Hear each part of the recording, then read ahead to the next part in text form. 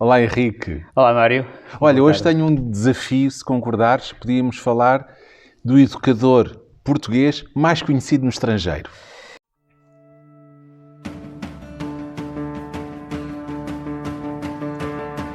Quinze minutos e um café. Um conjunto de conversas curtas com dois convidados. Um tempo de pausa para refletir e analisar.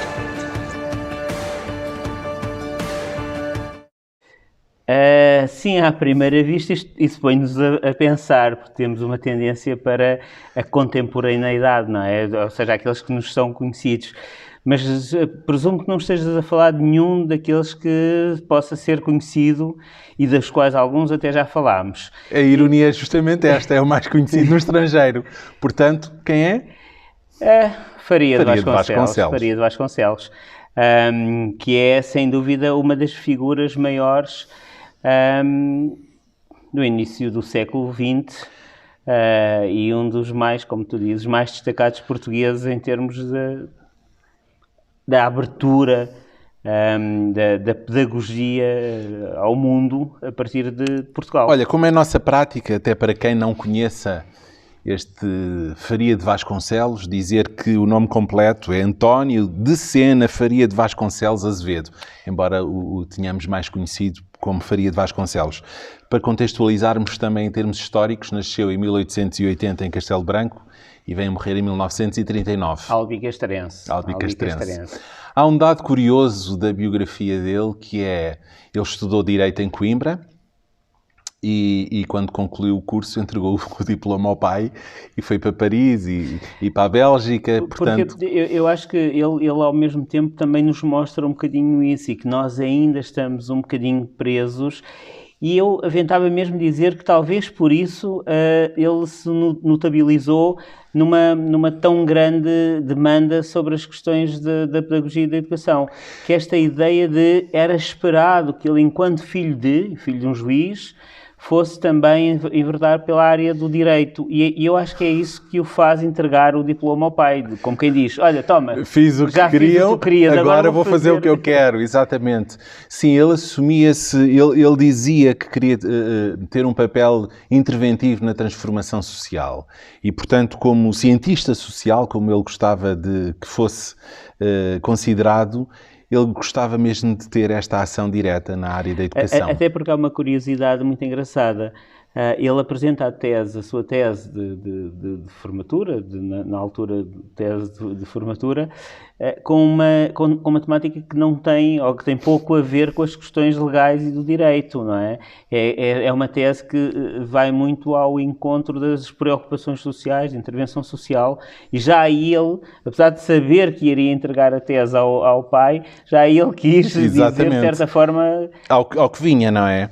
Ele foi para, como dissemos, para Paris e para a Bélgica. Importa dizer que ele concluiu em 1901 o curso de Direito e em 1904 já estava a concluir o doutoramento em Ciências Sociais na Universidade Nova de Bruxelas, onde depois ficou logo como professor na área da Psicologia e da Pedagogia.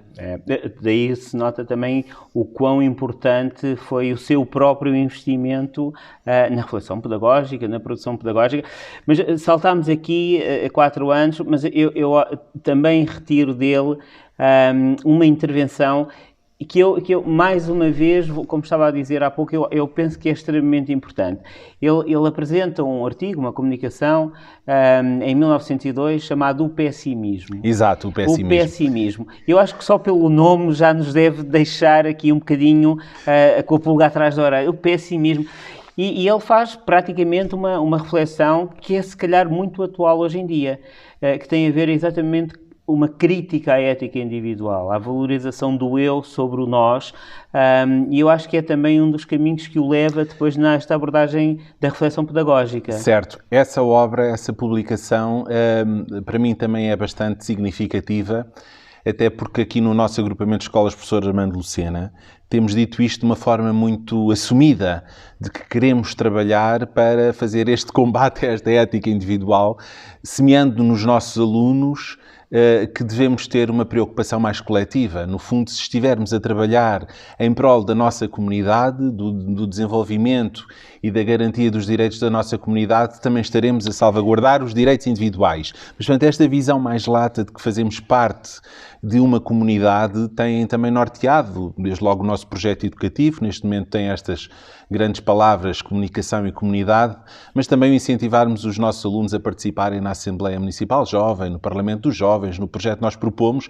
No fundo, nós queremos fazer isto também na nossa escola, de orientar os nossos alunos, mesmo com a nossa participação como fundadores deste grupo de escolas contra a corrupção, também queremos colocar esta tónica de que a comunidade deve ter primazia em relação ao ponto de vista individual. É uma das críticas, de certa forma, que o Faria de Vasconcelos faz também, esta crítica ao analfabetismo, que ele chama como o pior problema das nações, o analfabetismo, mas ele também faz aqui uma ponte com aquilo que nós chamamos hoje em dia o analfabetismo funcional, exatamente nesta perspectiva de podemos até saber ler e escrever, mas se não nos soubermos identificar na comunidade, na sociedade em que estamos e contribuir para ela, de nada nos serve o saber ler e escrever. E eu acho que ele começa aqui em 1902,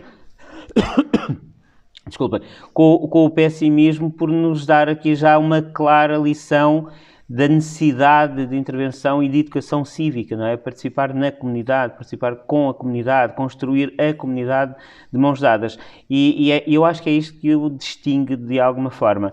E pronto, e voltando aqui um bocadinho a Bruxelas, onde ele acaba por ser professor, e depois também o autor de uma das maiores experiências da época, não é? É verdade. Olha, ainda a propósito deste livro, Uma Nova Escola na Bélgica, em que fala dessa experiência pedagógica que ele fez por lá. Eu tomei aqui notas, porque não trouxemos o livro em formato impresso, mas temos-lo em formato digital. Aliás, é de distribuição gratuita através da nossa Biblioteca Nacional de Portugal. E, portanto, é um documento que todos os educadores devem conhecer, porque traz aqui um conjunto de ideias e de reflexões. E eu não podia deixar de referir esta frase do professor António Sampaio da Nóvoa, que nos diz isto: são outros tempos, são outros os caminhos, mas precisamos de ter a mesma ousadia de pensamento e de ação que este livro de Faria de Vasconcelos revela, pois só assim estaremos à altura das novas soluções que o século XXI nos exige. Portanto, isto para reafirmar como não é um documento ou um pensador do passado, mas que as suas ideias, esta sua ousadia ainda são tão atuais. Olha, e há uma nota que eu acho que é interessante, nós quase certeza iríamos lá chegar, mas damos aqui um bocadinho um salto no tempo, para dizer o seguinte: o prefácio deste livro originalmente foi do Edouard Ferrier, que é, como nós sabemos, até já falámos há uns tempos, quando falávamos do Rousseau, falávamos dele, que é um dos maiores promotores, por assim dizer, daquele que se ficará para sempre conhecido como um modelo, o movimento da Escola Nova. E Faria de Vasconcelos também se identifica muito, e uma escola nova acaba por ser também essa experiência. E uma curiosidade interessante, este livro, no fundo, relata a prática, não é? Uma reflexão sobre a prática da institucionalização, vamos dizer-lhe assim, de uma escola, ou seja, uma escola real, com um funcionamento específico. E o Ferrier, que era no fundo, era mesmo o cargo que ele tinha, o diretor-geral da Escola Nova, tinha um procedimento, vamos chamar de monitorização, avaliação das escolas que se quisessem implementar ou quisessem implementar um modelo, se era que se pode chamar de modelo, e esta escola de Bruxelas, que está retratada neste livro, foi a segunda a escola de todas as escolas com a maior classificação neste sistema de monitorização. Exato, e com uma curiosidade, a escola mais pontuada nos 30 pontos da Escola Nova é Odenwald, Mas esta escola que tem 28 pontos tem uma particularidade, é que os únicos 2 pontos que não tem são de coisas que na realidade não eram da responsabilidade da escola e da promoção da escola, mas sim da comunidade, que tinha também que responder com algumas coisas. Isto faz deste português um português, mais uma vez, a destacar. E como tu dizias, mais conhecido provavelmente no estrangeiro do que em Portugal. Sim, ele neste livro explica muito bem os 30 princípios sobre os quais deveríamos implementar este modelo de escola nova. Mas diz que no mínimo devíamos implementar 4. A escola deve estar enraizada no campo. E aqui não nos referimos ao campo agrícola, mas ao ambiente no natural. Campus, não é? No ambiente natural da criança. Das ciências sociais, não é? O campo. Exatamente. No fundo, como nós também refletimos no projeto de Olhos Postos na Rua, onde seja possível esta ida à natureza, esta participação na comunidade. Portanto, a escola deve estar situada no campo. Achas que isto ainda é uma preocupação das nossas escolas de hoje em dia? Eu acho que muitas das vezes ficamos tão obcecados pelo currículo que nos esquecemos que as crianças são pessoas e que vivem num ambiente que deve ser o da natureza e deve ser o da sua comunidade. E, portanto, as aprendizagens podem ser feitas na mesma, mas neste contexto, e não retirando, como se colocássemos as crianças num aquário ou num laboratório para ali promovermos a aprendizagem, mas desligada da natureza e da comunidade. Deixa-me fazer aqui uma ponto com o que tu estás a dizer, fazendo aqui um pequeno parêntese. Nós saímos há relativamente pouco tempo de uma pandemia que durante praticamente 2 anos nos remeteu a nossas casas, aos nossos espaços fechados. E eu acreditei num momento que esta prisão autoimposta de 2 anos que nos fizesse pensar uma escola para lá dos muros, não é? Para lá da sala de aula. E tenho alguma pena por não estar a observar isso com mais vigor. Tenho alguma pena por estarmos muito preocupados com a recuperação de aprendizagens que se calhar haverá alguma culpa da forma como o Ministério da Educação e como os serviços comunicam esta necessidade de recuperar aprendizagens. Nós não entendemos provavelmente que esta recuperação das aprendizagens até pode ter muito mais eficácia e eficiência se formos à procura destes princípios de uma escola no campo. Se calhar a recuperação do bem-estar, não é? A recuperação do bem-estar. E depois as aprendizagens viriam, não é? Porque nós aprendemos melhor quando gostamos do que aprendemos, não é? Isso é quase uma verdade lá para a Alice, apesar do lá para a Alice não ser um pedagogo, mas nós aprendemos melhor se gostarmos, se nos envolvermos, se nos vincularmos àquilo que estamos a aprender. Pois, destes 30, ele selecionou estes 4, que no mínimo deveríamos implementar, o ensino a partir da experiência e ser complementada com o trabalho manual, com a mão na massa. Isto também eu acredito sinceramente que se a aprendizagem for significativa, se tiver a ver com a vida concreta e se houver esta experimentação, se não for só livresca e teórica e abstrata, estamos a potenciar muito mais a verdadeira aprendizagem, não aquela aprendizagem mecânica para depositar nos testes. Já fizemos uma conversa, se bem me recordo, eu penso que foi com a nossa Mafalda, sobre o João dos Santos. Sim. E o João dos Santos tem uma expressão que eu uso muito e que nós muitas vezes nos esquecemos. Ele diz, direta ou indiretamente por estas palavras, mas diz: nós somos corpo. É? Nós somos corpo, o nosso corpo sente, o nosso corpo vive, o nosso corpo toca, o nosso corpo sente as diferenças de temperatura. Por isso, nós temos uma componente muito grande da aprendizagem que é feita através dos nossos sentidos táteis. E isto vem um bocadinho, o João dos Santos fala um bocadinho disto indiretamente. Como é que nós podemos aprender alguma coisa se não tivermos a oportunidade de mexer nisso, de sentir isso?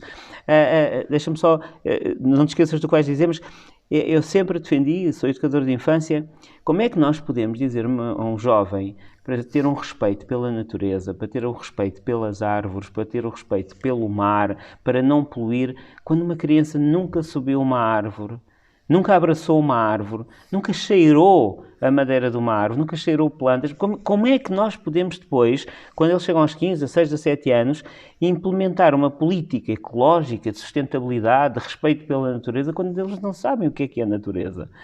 E isto tem que acontecer constantemente. Olha, um terceiro princípio, ele dizia, haver um regime de autonomia dos alunos.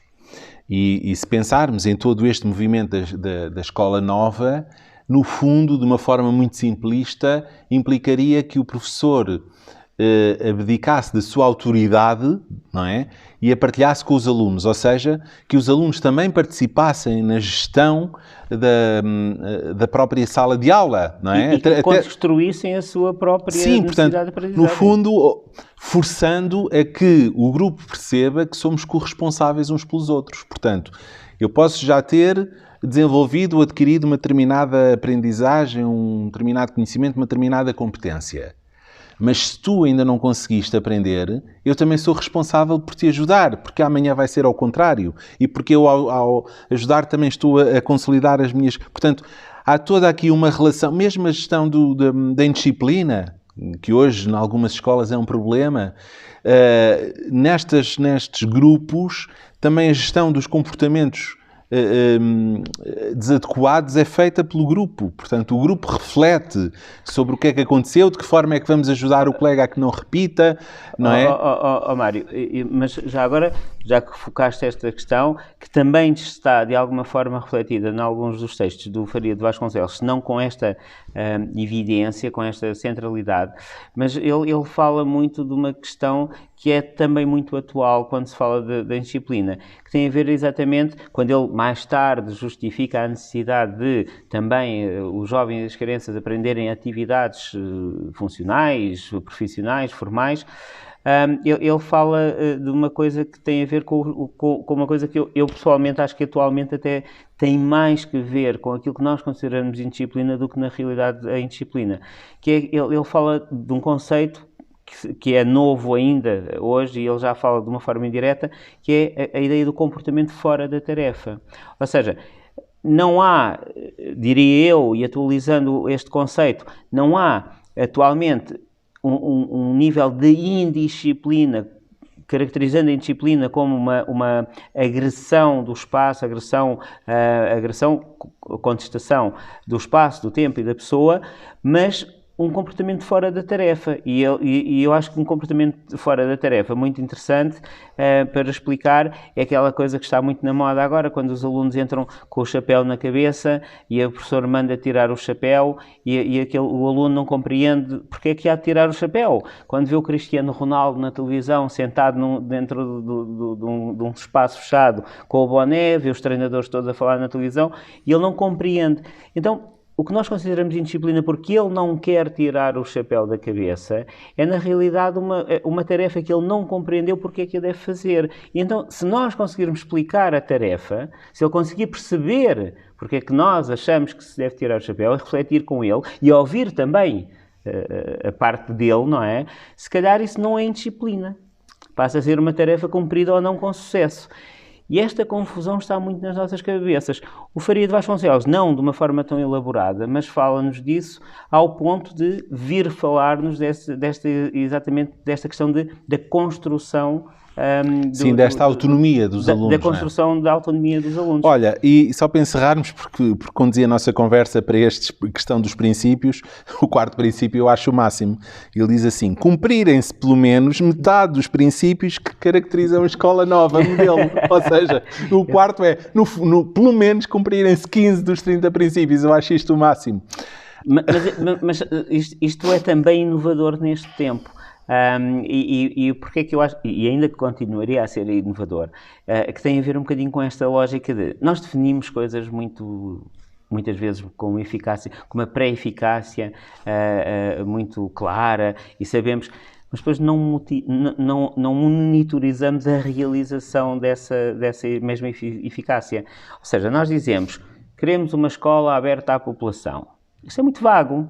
Abrir as portas da escola à população é o quê? É fazer atividades. Então, quantas? Quantas é que nos caracteriza dizer que abrimos? Chamar os pais à escola para atividades. Estamos agora em plenas comunidades de aprendizagem em que os voluntários são praticamente peças-chave no desenvolvimento dos grupos interativos. Eles têm que entrar na escola sem que nós desconfiemos deles, não é? Têm que estar lá. E esta ideia de medir como é que estes princípios são implementados é fundamental. Ele também dizia algo semelhante a isto. Estamos numa época em que já é possível fazer a contrafação de tudo. E, portanto, há imitações de tudo. Mas não podemos dizer que é uma escola de acordo com o modelo de escola nova se não a implementarmos verdadeiramente. Portanto, se só implementarmos 2 ou 3 aspectos, não podemos dizer que é escola nova. Não tenho noção do tempo, confesso, mas acho que ainda querias falar de certeza do ensino profissional e da sua importância, sim. Mas não podemos deixar de dizer que ele, em 1920, veio para Portugal ser professor da Escola Normal Superior, portanto, uma escola de formação de professores, e depois, 2 anos depois, ainda foi convidado para ser assistente também da Faculdade de Letras da Universidade de Lisboa. Portanto, ele acabou por vir para Portugal também, onde teve grande importância na formação de professores. Mas olha, é importante porque é uma dos momentos menos, se calhar, menos registados, mas também temos de ter em conta o mundo em 1910, 1920. Estávamos em plena guerra, Primeira Guerra Mundial.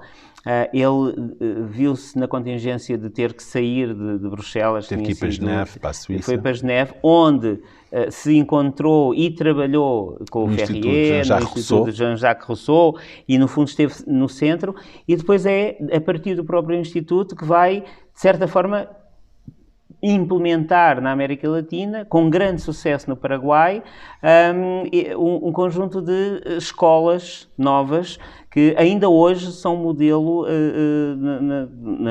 na América do Sul. E isto é extremamente interessante. E talvez por aí a nossa distância de Faria de Vasconcelos, porque ele passou, talvez, o tempo das suas realizações mais importantes fora de Portugal, distante de Portugal o suficiente, e hoje em dia nós estamos a segundos do Brasil por WhatsApp ou por internet. Em 1920 estaríamos a muitos meses de navegação do Brasil ou do Paraguai ou o que fosse. E por isso talvez o não ser tão conhecido em Portugal, porque ele realmente desenvolveu muito trabalho e bom trabalho bem distante de nós. Mas como dizias, ele volta a Portugal, vem dar aulas para a Escola Normal de Lisboa, Superior de Lisboa. Escola Superior, e produz também muito conhecimento em artigos, em conferências, dá aulas magistrais na Sociedade de Geografia de Lisboa, Sim. que era à época o fórum, não é, da reflexão dos pensadores em Portugal, e é fundador de uma referência do nosso tempo, do nosso atual, apesar de não ser nossa contemporânea, que é a Seara Nova. Seara Nova, onde confluíram os grandes pensadores, os grandes artistas, as grandes cabeças de Portugal, não é? E tem essa marca também. Olha, eu lamento que realmente não se tenha feito justiça a este português de que todos nos deveríamos orgulhar. E que continua a ser mais conhecido no estrangeiro do que cá. Eu acho que não é... eu não acho que pudéssemos dizer que não foi feita justiça, porque nós, de alguma forma, fomos integrando em muitos dos nossos documentos, fomos integrando conhecimento produzido e refletido por ele. Estavas há pouco a falar, íamos em 1925. Em 1925, a primeira lei de bases da educação é praticamente inspirada nos escritos dele. E o que é interessante é que os grandes princípios da educação e da instrução pública, mesmo na reforma do Roberto Carneiro, que é recente, e no da Veiga Simão de 73, e o Roberto Carneiro em 86, é assim. Sim. Continuam a ter a inspiração do modelo de educação pública que foi apresentada em escritos do Faria de Vasconcelos. Por isso, ele tem o seu reconhecimento. Sim, mas se perguntarmos, ninguém sabe, ninguém fala dele, não é? Ninguém fará uma reflexão sobre quem é o Faria de Vasconcelos. Exato, não é? Quer dizer, e ele estava no auge da sua atividade há menos de 100 anos, Sim, portanto, sim. não é? Mas, enfim, temos aqui alguns complexos na nossa Portugalidade em relação aos nossos nomes de grandes figuras. Sabes que nós temos um defeito, mas eu acho que não é só nós portugueses. Nós acabamos por apagar a história que não nos interessa. De facto, nós estamos a falar de uma fase das nossas vidas, das nossas, enquanto nação. Estamos a falar da Primeira Guerra Mundial, depois quase praticamente o início da Segunda Guerra Mundial, toda aquela convulsão que também é preciso contextualizar. Há ideias mais defendidas por um grupo maior da população, por um grupo político da população, e isso vai acabando por, de certa forma, fazer com que desapareçam alguns nomes por apenas oposição a... Deixa-me só dizer-te uma coisa antes de falarmos. O Faria de Vasconcelos é também, no fundo, um dos autores, se é que podemos dizer assim, daquilo que é atualmente a nossa ideia de formação profissional. O Instituto de Orientação Profissional, criado em 1925 pela primeira vez, teve a mão, literalmente, do Faria de Vasconcelos. E também, mais tarde, em 1931, um instituto que até ainda hoje tem alguma evidência, o Instituto Navarro de Paiva, de Reinserção Social, é também criado na sequência da proposta e do trabalho dele. Por isso, ele está cá, não reconhecido e não nomeado da forma que efetivamente Olha, só para fecharmos, porque já tínhamos falado bastante sobre este seu livro, Uma Escola Nova na Bélgica, ele também publicou lições de pedagogia experimental, ambos estão disponíveis como e-book na nossa Biblioteca Nacional de Portugal e, portanto, para quem tiver interesse, é fácil fazer esta leitura. Enfim, o que é que te apraz dizer para encerrarmos esta conversa sobre Faria de Vasconcelos? Tu encerrarás, mas sobre Faria de Vasconcelos, eu gostava só que ele servisse também de exemplo para uma coisa que também tem sido o nosso objetivo aqui no 15 Minutos e um Café, que é, muitas das vezes nós esquecemos que o que estamos agora a pensar como inovação, como uma novidade das novidades, não é de facto. Já foi pensado, já foi estruturado, já foi muitas das vezes experimentado. Uma escola nova na Bélgica é um bom exemplo que nos permitiria, se calhar, ao ler, ao compreender, avaliar o que foi feito e, no fundo, monitorizar se aquilo que estamos a fazer vai no bom sentido. Mas eu diria o seguinte, de todas as coisas, eu destacaria do Faria de Vasconcelos esta ideia da centralidade da participação de todos os alunos e a existência do professor como mediador ou como orientador da aprendizagem. Acho que é esta mensagem que ele nos deixa, que ainda hoje é muito atual. As crianças, os jovens em idade escolar, não são copos vazios, muito pelo contrário. Já vêm cheios com conhecimentos, com aprendizagens, e eu acho que nós, hoje em dia, devíamos parar um bocadinho para pensar que assim é. Sim, concordo em absoluto e reafirmo aquela questão de se trabalhar mais para uma participação na comunidade, porque os frutos de uma sociedade mais individualista estão à vista e, portanto, já que estamos a sentir na pele as consequências desse caminho, então que repensemos a nossa forma de nos organizarmos e de funcionarmos em escola para dotarmos os nossos alunos desta visão, desta forma como leem o mundo e a vida, para serem mais participativos, mais interventivos em comunidade e não tanto focados nos seus objetivos individuais. Eu disse que ia fechar, mas deixa-me só deixar aqui uma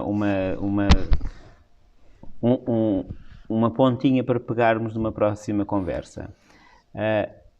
Temos falado muitas vezes desta centralidade da criança, já falámos de estratégias, de métodos, de modelos pedagógicos muito mais centrados na criança e eu tenho, nos últimos tempos, por via das várias coisas em que estou envolvido, na formação e outros, tenho estado a visitar escolas, e quando eu digo escolas, são mesmo um número muito grande de escolas e de salas de aula, de todos os ciclos de educação e ensino, e fico um bocadinho triste, não sei se a palavra triste, mas depois de tantas modas, de tantas reflexões, de tantos pensadores da educação, de tantas novidades, nos virem falar de pedagogias diferenciadas, de estruturas, de estratégias diferenciadas, e depois olhamos para as salas de aula, naquelas em que eu tenho entrado, e continuamos a ver uma grande maioria delas com as salas, como diria eu não me lembro quem é que dizia isto, mas eu penso que é o Rubem Alves, que dizia que as salas de aula como assentos de um trem, não é? Elétrico, seguidas umas às outras. E isto aflige-me um bocadinho, por isso se calhar temos que voltar aqui 15 minutos em um café sobre esta questão da organização. Aceito o desafio. Olha, eu só vim folhear quando falaste em métodos, porque eu tinha aqui a impressão do índice destes 2 livros, e neste livro, Lições de Metodologia e Pedagogia Experimental, a segunda lição é sobre os problemas e os métodos. E são aqui 40 páginas a refletir sobre a questão das metodologias do ensino e muito a pensar na natureza complexa das funções psíquicas. Portanto, não um método pelo método, mas um método significativo. Portanto, fica mais aqui uma ideia para aprofundar. Mas temos que voltar a estas questões da organização do espaço, que me faz sentido encontrarmos aqui um espaço de reflexão. Se bem que não nos falte sempre ter. Henrique, olha, já frio, mas até à próxima.